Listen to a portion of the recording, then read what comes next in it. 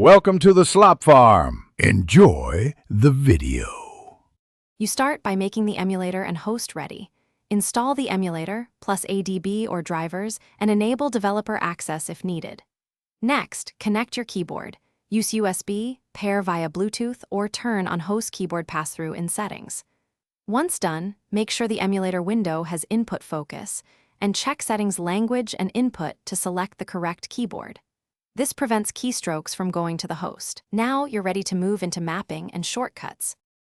Now you map keys and enable the real-time input. Open the emulator's input settings, then enable keyboard mapping or key capture. You assign keys for taps, swipes, and combos. Pick obvious letters or function keys so you remember them.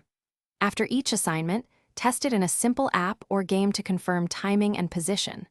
Once satisfied, save the profile, enable auto capture so the emulator grabs keystrokes immediately, and restart the emulator if it requests a reload. Finish by running a full test. Type into fields, use hotkeys, and exercise in-app controls across multiple screens. If input feels laggy, adjust latency, key repeat rate, or focus behavior in settings. Those tweaks make a big difference. Make sure you save your key profile for reuse. If things go wrong, try toggling key capture, reconnecting the keyboard, or reinstalling the emulator's input drivers. Often that resolves conflicts. If the issue persists, restart both host and emulator before deeper troubleshooting. Thanks for watching. Consider subscribing if we helped you today.